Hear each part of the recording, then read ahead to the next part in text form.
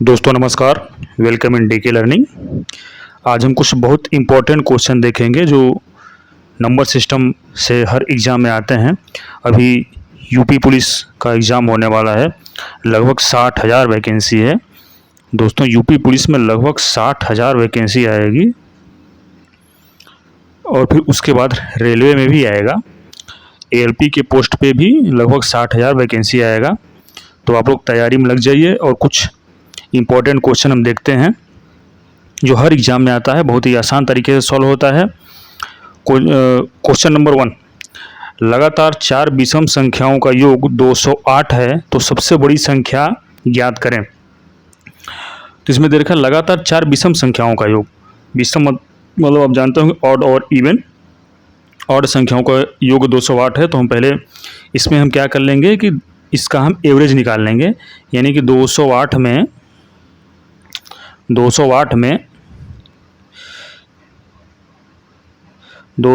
में आप 4 का भाग दे दीजिए तो जो आएगा 52 आ गया एवरेज। पेन बदल लेते हैं। 52 आ गया एवरेज। अब 52 लिख लीजिए। और 4 विषम संख्या हैं यानी कि इससे पहले होगा विषम 51 और फिर 49 और इसके आगे अगर आप जाएंगे तो ऑड नंबर हो जाएगा 53 और 55। तो इसमें मैंने पूछा हुआ सबसे बड़ी संख्या, तो सबसे बड़ी संख्या आप देख रहे हैं 55। तो आंसर हो जाएगा आंसर नंबर ए। दोस्तों उम्मीद करता हूँ आपको आसानी से समझ में आ गया होगा। हम इसका एवरेज निकालते हैं। एवरेज मतलब होता है बीच की संख्या।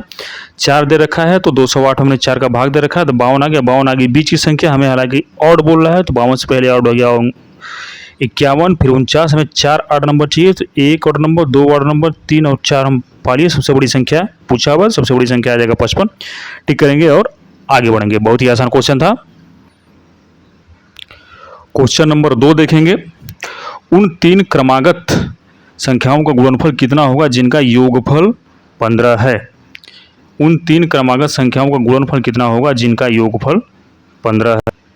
ये दोस्तों सीरियल का आया हुआ क्वेश्चन है। अगर आप इसको इक्वेशन बना के करने लगेंगे, जैसे आपने अगर लिख दिया कि एक्स वाई जेड हो गया हमारा 15, फिर X plus Y plus Z का वैल्यू पूछा है तो आप नहीं निकाल पाएंगे।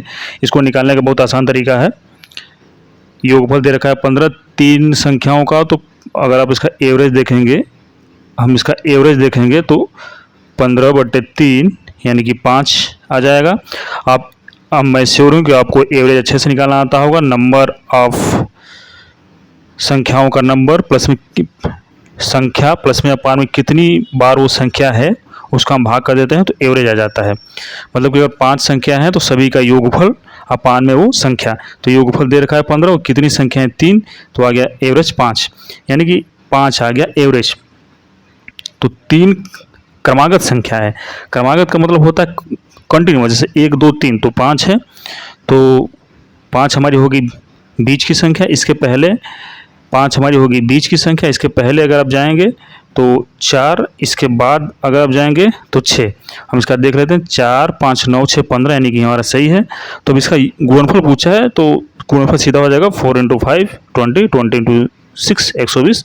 तो 120 हमारा हो जाएगा आंसर। बहुत ही आसान है। हालांकि एसएससी से लेके पुलिस के हर एग्जाम में ऐसे क्वेश्चन आते हैं और छात्र को समझ में नहीं आ पाता है कि वो क्या करे और क्वेश्चन बना के फंस जाता है। टाइम भी नुकसान हो जाता है, सॉल्व भी नहीं हो पाता है, प्रेशर और टेंशन अलग से बढ़ता है। दोस्तों अगर अच्छा लग रहा होगा तो लाइक और सब्सक्राइब कर दीजिएगा। चलिए देखते हैं अगला क्वेश्चन। दोस्तों ऐसा कोई एग्ज़ाम नहीं, ऐसा कोई परीक्षा नहीं जिसमें ये क्वेश्चन न आता हो। एक आदमी के पास कुछ मुर्गियां और कुछ गाय हैं। यदि मुर्गियों और गायों की संख्या 50 है, या फिर क्वेश्चन ये भी दे सकता है कि मुर्गियों और गायों के सिरों की संख्या 50 है और उनके पैरों की संख्या 142 है, तो गायों की संख्या कितनी होगी। तो यहाँ इसको सॉल्व करने के कई तरीके हैं। मिक्सचर एलिगेशन भी है, सामान्य तरीका भी है, इक्वेशन बना के भी सॉल्व कर सकते हैं। हम इसको बहुत ही आसान तरीके से सॉल्व करेंगे और कैसे, एक बार ध्यान से देख लीजिएगा। इसको आप विद इन सेकंड सॉल्व करके आगे निकल सकते हैं। ये हर एग्जाम में आता है, 1 नंबर का जरूर आता है। हम देखेंगे इसमें क्या पूछा है, गायों की संख्या।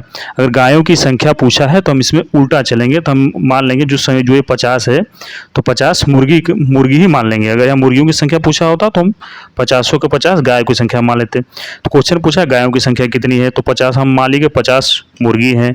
तो अगर मुर्गी 50 हैं तो उनकी टांगों की संख्या हो जाएगी 100। ठीक है दोस्तों, उनके टांगों की संख्या हो जाएगी 100। इसका मतलब ये हुआ कि टांगों की संख्या हुई 100, जो कि यहाँ दे रखा है 42। तो 42 टांग बच गया। तो जो 42 एक्स्ट्रा टांग बचा है वो गायों का ही होगा। तो जो 42 एक्स्ट्रा बचा हुआ है यानी कि 42, आप उस 42 में 2 का भाग दे देंगे, आ जाएगा 21 हमारा हो जाएगा आंसर। एक बार फिर से देख लीजिए, हमारा जो पूछा होता है, अगर गायों का पूछा है तो हम जो संख्या टोटल दी हुई है हम उसको पूरा मुर्गी मान लेंगे। मुर्गियों की संख्या अगर 50 है तो एक मुर्गी की 2 टांग, 50 मुर्गियों की 100 टांग। लेकिन टांगों की संख्या दे रखा है 142। जो 42 टांग आई वो गायों के चलते आया होगा, गायों की संख्या के चलते आया होगा। तो 42 में अगर आप 2 का भाग देने को आ जाएगा 21 हमारा हो जाएगी गायों की संख्या। अगर ये पूछा होता कि मुर्गियों की संख्या कितनी है तो हम इसको पूरा मान लेते गाय। मान लिया पूछा है मुर्गियों की संख्या कितनी है, तो मान लिया 50 गाय हैं तो एक गाय की टांग की होती है 4, तो 50 गायों को हो जाएगा 200। लेकिन क्वेश्चन दे रखा है 142, यानी कि 58 टांग आ गई एक्स्ट्रा। तो 58 टांग जो एक्स्ट्रा आई हमारी, जो 58 टांगें आई, गायों की संख्या दे रखा है 142, हमारा टांगों की संख्या दे रखा है 142, हमारा आ गया 200, यानी कि 58 कम है। तो हम पूरा का पूरा गाय माने हुए थे। 58 कम है यानी कि वो कम किसके चलते आया होगा, मुर्गियों की संख्या के चलते ही आया होगा। क्योंकि मुर्गियों की टांग होती है 2, जो कि हम इसमें पूरा 50 है, 50 में हमने 4 का मल्टीप्लाई कर रखा था। हमने मुर्गियों की टांग को भी 4 मान लिया था। तो जो 58 कम आया वो मुर्गियों की संख्या के चलते ही आया होगा। तो 58 अपान में 2 कर लेंगे, आ जाएगा हमारा 29, यानी कि 29 हमारी आ गई मुर्गी। ऐसे तो आप इसको आसानी से इस तरीके से निकाल सकते हैं।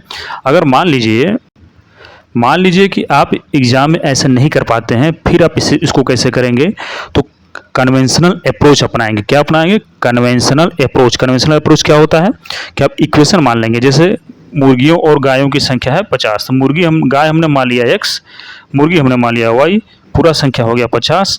और गायों की टांगों की संख्या दे रखा है 142, एक गाय की 4 टांग तो x गाय की 4x, और एक मुर्गी की 2 टांग तो y मुर्गी की 2y, बराबर आ गया 142। आप इसको अगर सॉल्व कर लेंगे, ऊपर अगर आप 4 का मल्टीप्लाई कर दिए, यहाँ भी 4 हो जाएगा, इसका हो जाएगा 200।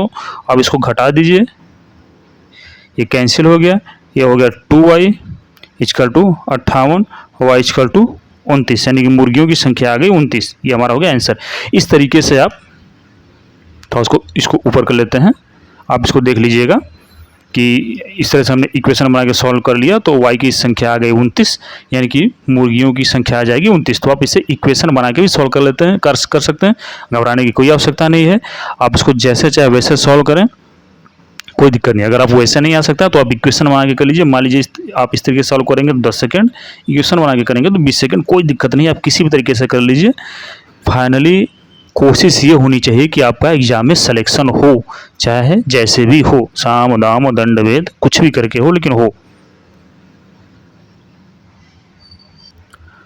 दोस्तों, नंबर संख्या का ये बहुत इम्पॉर्टेंट पार्ट होता है, यूनिट डिजिट निकालना। चाहे यूपीएससी हो, चाहे एसएससी हो, चाहे यूपीपीएससी हो, चाहे यूपीपीसीएस हो, चाहे एमपीपीसीएस हो, भारत के हर एग्ज़ाम में यूनिट डिजिट का 1 या 2 सवाल जरूर आता है और आपको आसानी से 1 नंबर दे सकता है।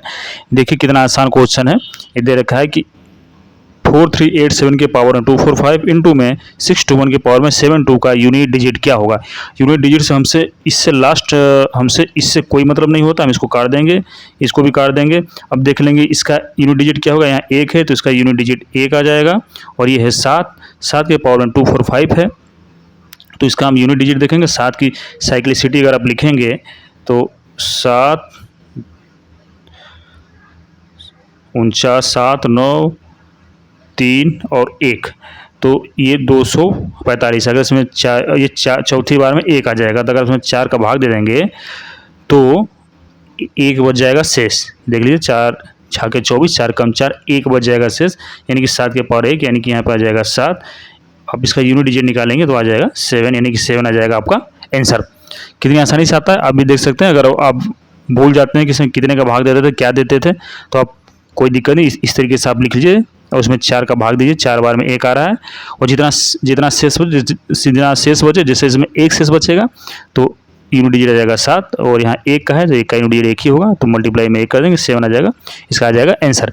लगा के तुरंत आगे बढ़िए। दोस्तों ये क्वेश्चन देखिए, रिमाइंडर थ्योरम है, इसे शेषफल प्रमेय भी बोलते हैं। कितना प्यारा और कितना बढ़िया क्वेश्चन है। 37 + 57 + 78 + 75 + 179 को 17 से विभाजित यानी भाग दिया गया तो शेषफल क्या होगा। आप इसको 17 से भाग देना है, इसको 17 से भाग देना है। पेन चेंज कर लेते हैं हम। तो अगर आप 17 से भाग देंगे, 17 से 37 में भाग देंगे तो कितना आ जाएगा शेषफल। 17 दूनी 34, यानी कि शेषफल आ गया 3। 17 × 51, यानी कि शेषफल आ गया 6। 17 चौके 68, यानी कि आ गया 10। 17 × 5 = 85, यानी कि आ गया -10।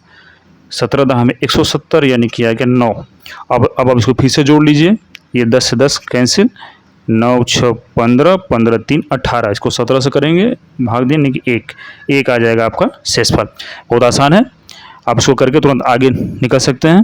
आप हमारे चैप्टर में देख सकते हैं, हमने प्रीवियस वीडियो में बता रखा है शेषफल थ्योरम क्या होता है। शेषफल थ्योरम देख लीजिए, बहुत इंपॉर्टेंट है। दोस्तों पढ़ते रहिए, लोगों का ध्यान रखते रहिए, पढ़ते रहिए। हम फिर बता रहे हैं, यूपी पुलिस में 60,000 से ज़्यादा वैकेंसी आएगी। दोस्तों कुछ अब की बार छोड़ना नहीं है। यूपी पुलिस में जिन लोगों का जाने का सपना है, ये उनके लिए गोल्डन चांस है। बहुत जल्दी आएगी वैकेंसी और बहुत जल्दी पूरी भी हो जाएगी। आप लोग पढ़ाई करते रहिए, मेहनत करते रहिए, दिन और रात पढ़िए, क्योंकि कंपटीशन बहुत ज़्यादा है। आजकल 1-2 घंटे 4 घंटे पढ़ने से नहीं होगा, 9 या 10 घंटे पढ़िए मिनिमम। कई सारे बुकें आपको पढ़नी होंगी, जीएस से लेके मैथमेटिक्स से लेके सब कुछ। तो आप पढ़ाई पे ध्यान लगाइए, इधर उधर की बातें कम, काम की बातें ज़्यादा। जय हिंद।